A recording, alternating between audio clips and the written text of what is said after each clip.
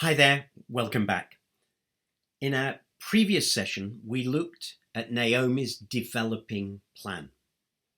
Now let's move on to the second step, which I've called her unfolding plan in verses 5 to 15. And that was an unfolding plan that involved first risk from Ruth. Let's read from verses 5 to 9 in Ruth chapter 3. "I will do whatever you say," Ruth answered. So she went down to the threshing floor and did everything her mother-in-law told her to do. When Boaz had finished eating and drinking and was in good spirits, he went over to lie down at the far end of the grain pile. Ruth approached quietly, uncovered his feet, and lay down. In the middle of the night, something startled the man. He turned, and there was a woman lying at his feet. "Who are you?" he asked. "I am your servant Ruth," she said.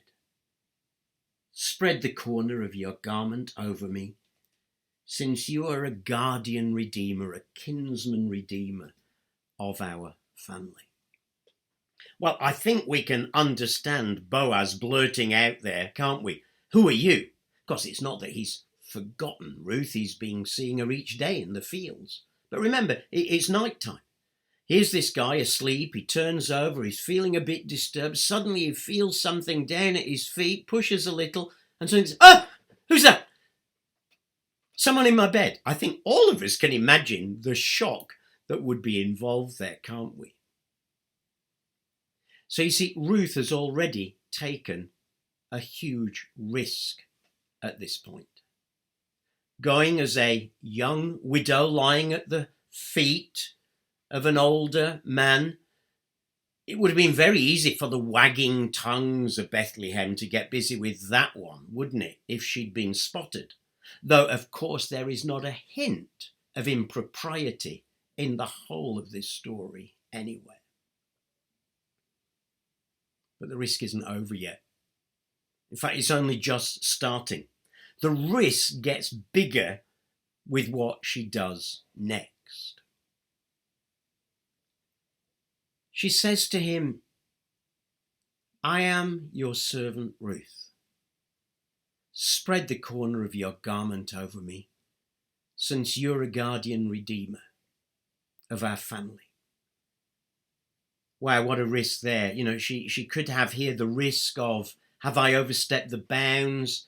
Am I going to get rejected? Is he going to laugh in my face? But at last it's out there.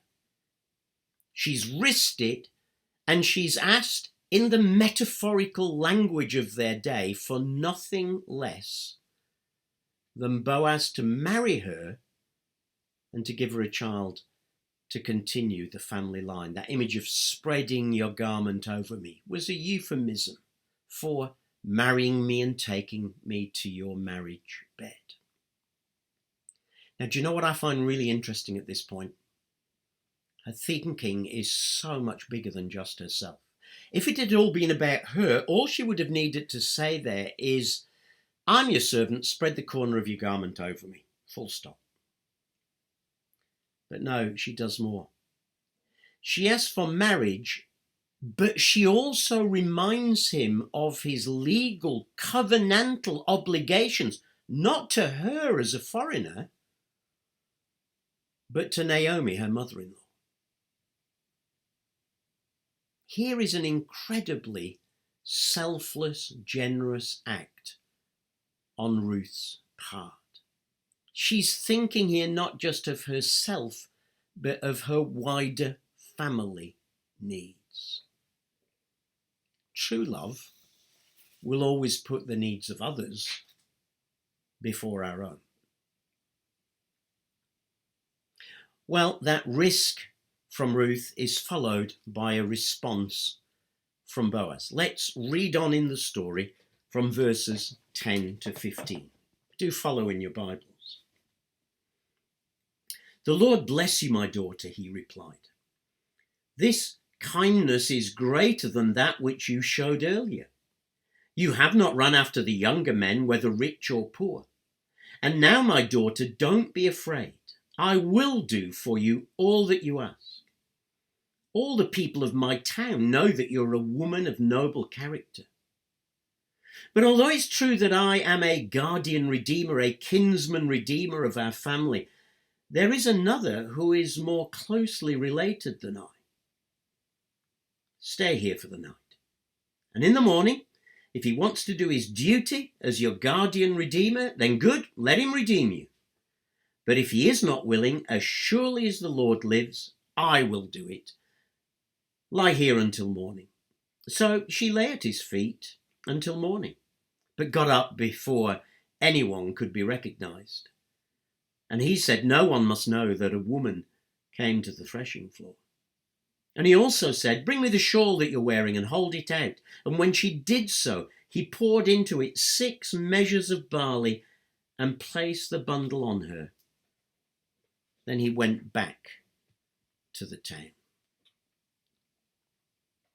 What he says there in verse 10, that you've not run after the younger men, not only suggests that Ruth was younger than him, but that actually it looks like she's already had proposals from some of the younger men's family. You've not run after them when those proposals have come, is the implication of this part of the story.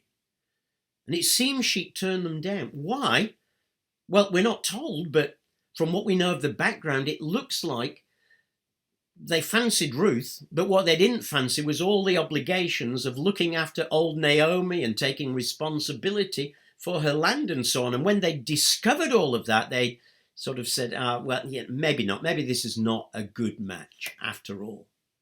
Ruth could so easily have run after them if only she'd thought about her and not about Naomi too. But remember that covenant love statement that she made in chapter 1. You know, when we speak things out, when we speak promises out, God will test us on them.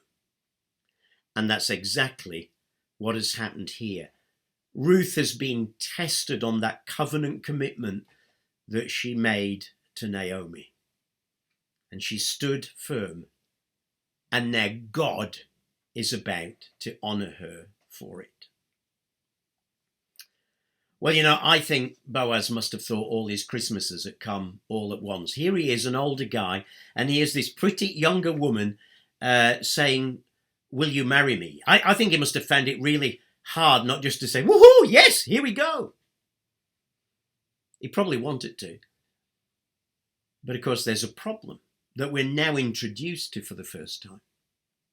The problem is that while he is a guardian redeemer, a kinsman redeemer, that member of the family with the responsibility to help out any member who is in need, while he is such a guardian redeemer, kinsman redeemer, he says, actually, there's someone closer in up the pecking order than I am. And clearly this is someone that either Naomi didn't know about or had completely forgotten about.